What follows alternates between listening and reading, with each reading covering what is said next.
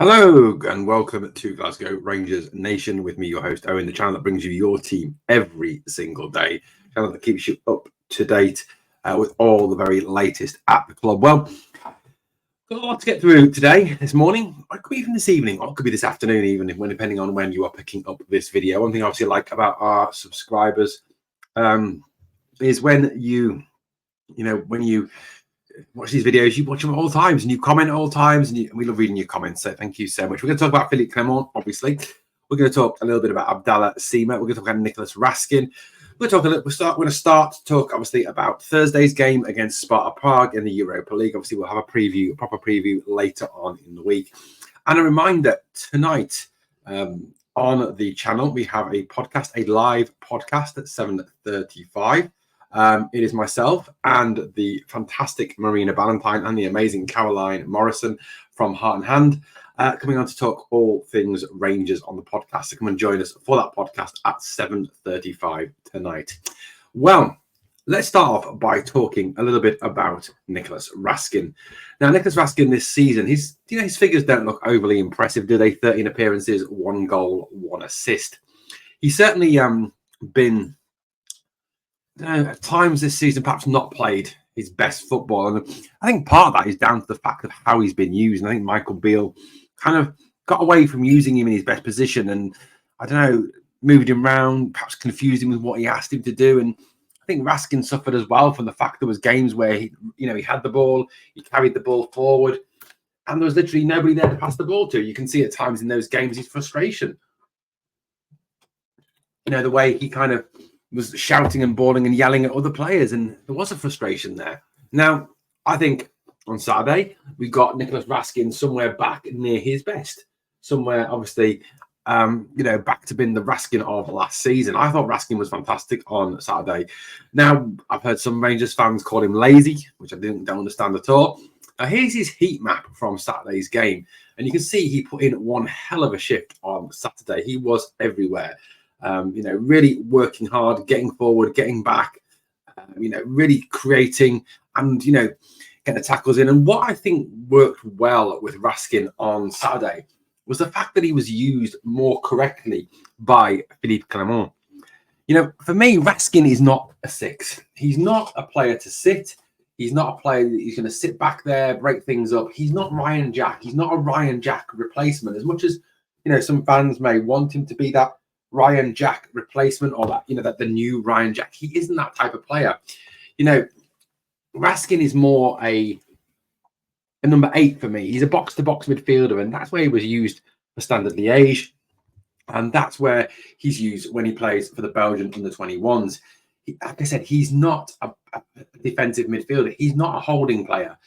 He is very much that, like I said, the box-to-box player, and I think that's where Philippe Clement wants to use him. And Clement's teams are well renowned for those two midfielders. One sits and one goes.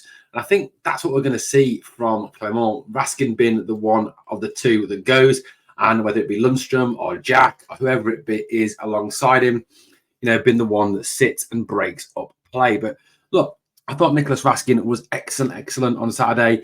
I think had it not been for the fact that Abdallah Sima scored 2 goals, Nicholas Raskin could have quite easily been man of the match. And look, I know that, in the polls that we've run here on the channel, whether it be on X or here on the YouTube channel, it has been Sima that the majority of you vote for. And fair enough, the guy scored 2 goals and the guy was brilliant. We are going to talk a little bit about Abdallah Sima shortly. But look, at the end of the day, I honestly thought that, Raskin did exceptionally well on Saturday. I thought he did very, very well indeed.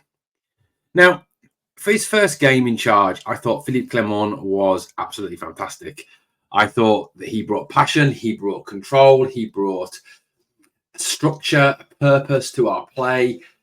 And he really did change the game and change the way we play. And for once, it was actually a pleasure to watch Rangers. It was actually good for the first time probably this season. It was actually nice to watch them play. Too many times this season, you go and you watch the game and you think, Jesus, this is hard. This is a hard watch. This really is awful. There was too much of the, as Philippe himself termed it, shit lateral passing going on. So, now, look, one thing I think, I don't want to be a killjoy, but Well, then we've got to kind of get into perspective is the fact that it's one game. It's one game so far. You get the new manager bounce, certainly, and that is certainly something that we're going to have to take into account. And obviously, the big test is going to be Thursday against Prague, Sunday against Hearts. Do we see the same thing from Rangers? Do we see progress? Do we see forward motion from the team? Now, I believe we will see that from Clement and this team. Why do I think that? Because you listen to how Clement talks and you listen to what he says about what he expects from the players. And something that makes him different from a lot of managers, instead of a lot of our ex-managers who failed, is he talks very much about, individual targets, physical side of the game, and improving the fitness and physicality of certain players. About the fact that you take one element, focus on that, then you move to the next element, focus on that, then the next element, focus on that. I feel at times under Michael Beale, he was kind of, perhaps very confusing in the signal that he sent to the players and what he wanted from the players. For me, Clement seems very clear, and he's probably giving a very clear, instruction to the players as well as to what he wants, what he demands from them. I think we certainly saw that on Saturday, didn't we? A very clear set of instructions, a very clear, vision for what he wanted from this team. And I honestly think that, looking at what he says, and I know what you say is not always what you do, and I understand that. You've only got to look at Michael Beale for that. But I just feel that Clement is far more switched on, far more focused, and you don't do what he's done in the past in terms of win trophies in Belgium, the league titles, if you are not a good manager. And he quite clearly is that.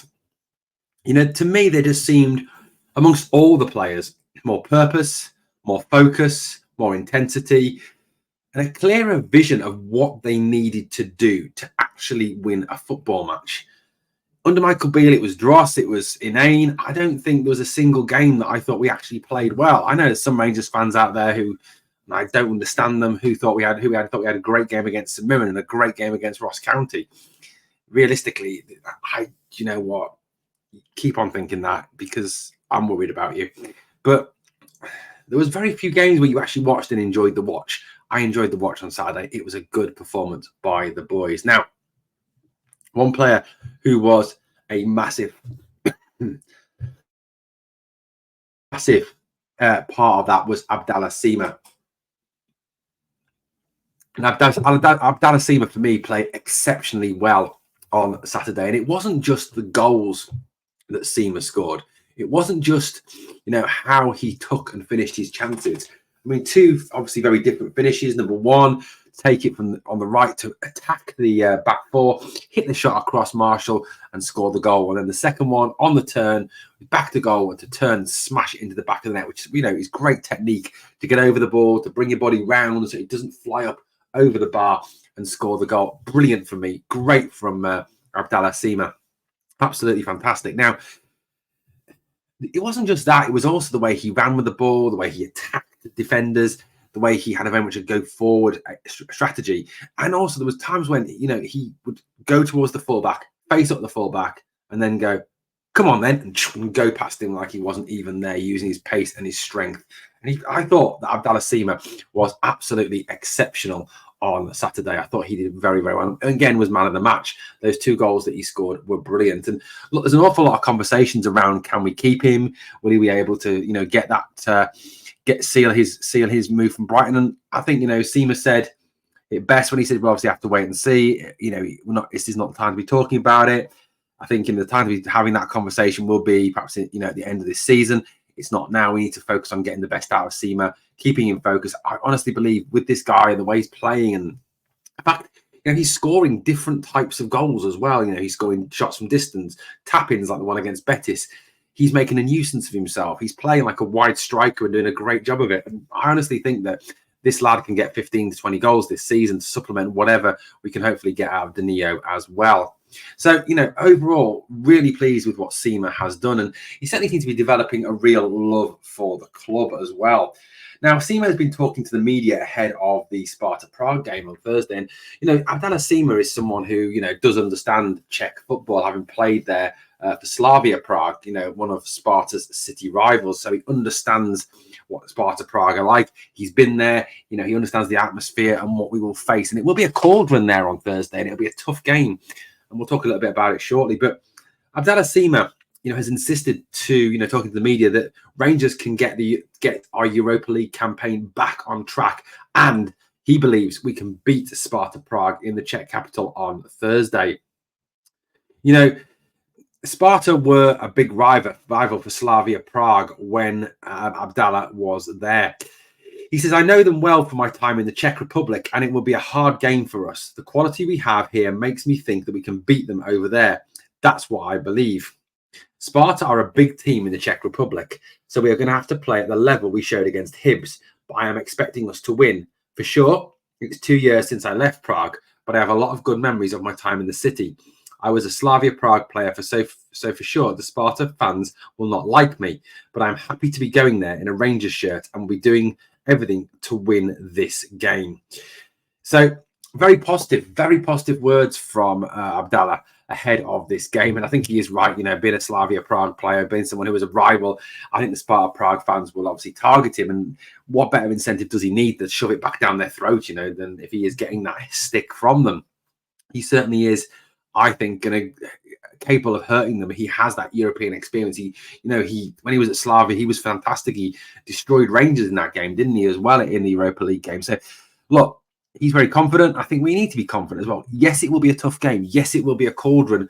And I think, for me, it's going to be a real first test for Philippe Clement as manager. Nothing against Hibs, nothing to belittle Hibs or be rude about them. But, they are not going to be the same level of test, the same trickiness that this Sparta game is going to be. Their stadium will be rocking. It will be very hostile towards Rangers. They're a team that are doing very, very well this season. They're a team that that are on the up in the Czech Republic. So they're not a team that are playing badly. They won their last game 4-0 against SK Dynamo with goals from Kernan, Pesek, Sorensen and Svecic.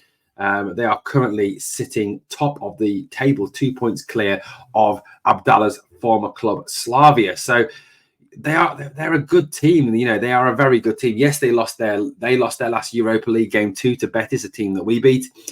They are unbeaten, in fact, in the Czech League. They've played 12 this year, won 10, drawn 2. So they are a very good side. But this is going to be a great test of Philippe Clement and this new Rangers team, how they play. Because, like I said, Prague will come. They will put us under a lot more pressure than Hibs will do, because of the level of their players is a lot better than what Hibs have got. And I think this is going to be a real test to see where we actually are on our journey with Philippe Clement. Yes, he still only had a limited time to work with the squad. Yes, it is a tough game. And look, whatever happens, he will hopefully be given the time to get this right. And he needs to be given the time to get this right. Because, like I said at the start of the video, I think he's got the right ideas. He's got the management technique, the tactical nous to really move this club forward. And look, I really do hope that we can beat them. I honestly think we can. I think if we go there, we play with the same passion, the same tenacity, the same ability to move the ball. And then when we haven't got the ball, to fight to get the ball back that we showed on Saturday, we're more than capable of beating them. We are a good side. There are some good players in this team. Now, obviously, there's a lot of talk around injuries to players. There's talk as to, how fit are these two going to be for Thursday night. Obviously, Danilo played in the B-team game against Breidablik at the Rangers training facility for 45 minutes. So it's hoping that, by giving him that time, those minutes in his legs, he will be fitter and maybe will be available in that Zorro mask or that Leonardo mask to play for Rangers. Todd Cantwell, I've got to say this. I thought Todd Cantwell was absolutely fantastic. I mean, there was a couple of moments in that game that it was just Todd of old. It was kind of a flashback to last season. I mean, the first example of that was there was a ball that was thrown out towards the sideline, and Cantwell goes up in the air, stretches out his leg, brings it under control, brings it down, and then plays a pass. Absolutely phenomenal. And I've retweeted that one on my Twitter account, so check it out. And then there's the goal, the Dessers goal. And look, I'm chuffed for the lad. I know a lot of you won't believe me, but look, I don't hate him. I want him to come good. I want him to get goals for Rangers this season, because if he does, it means we're successful and we're going to win things. And that's all I want at the end of the day. But that pass, he took 4 Hibs players out with that no-look pass. It was fantastic. And he hates Chris Sutton, so he's all right in my book just for that. Now, hopefully those 2 guys will be fitter and will be able to play a part on Thursday. And like I said, we will be looking at it and previewing this game in a little bit more depth later in the week. The big issue, obviously, going into the game on Thursday is over the left back position. So Borna Barisic, who was absolutely dreadful in the 10 minutes that he was on Saturday and has been pretty average all season, to be honest with you, came off injured with a thigh problem. Now, we don't know what extent the injury's at, and I'm sure we will find out more when Philippe Clement speaks to the media on Wednesday.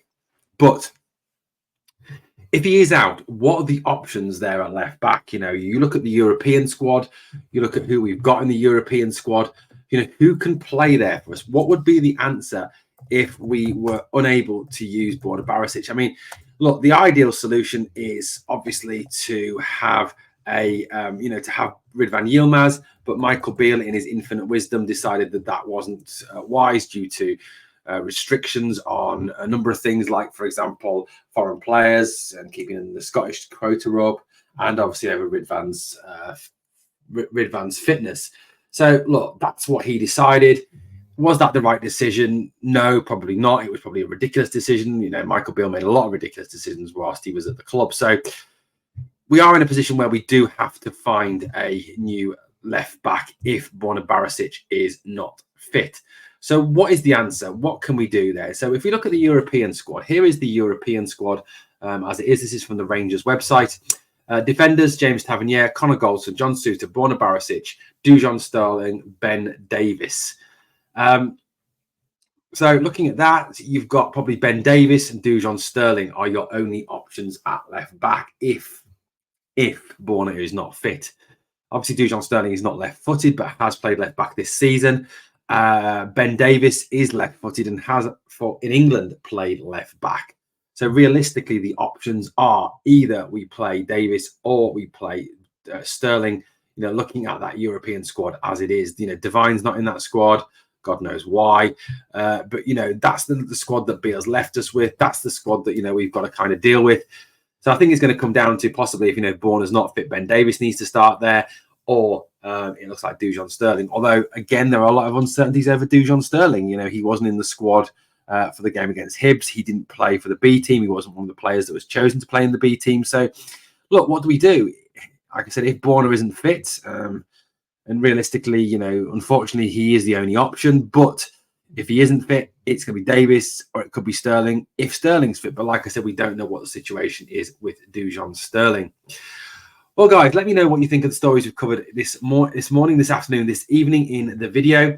I'd love to hear from you about any of those, about Abdallah Sima, about Nicholas Raskin, about the game in Prague on Thursday, and what your hopes are for the future. Is this man the answer, or is it far too early to judge? Well, guys, thank you for watching Glasgow Rangers Nation. As always, been an absolute pleasure to speak to you here on the channel. Please smash the sub, help the channel to keep growing. We're currently sitting on 3,612 subs at time of recording. I would love to get to 4,000 subs by the end of November, which is going to be tricky, but with your support, Rangers family, you know, given the fact that 75% of people who watch these videos are not subscribed, please hit the sub. It will help the channel to grow. And also, guys, on the way out, 2 things I always need you to do for me. Number 1 is smash the like. It helps the video. And number 2 is remember, we are the people.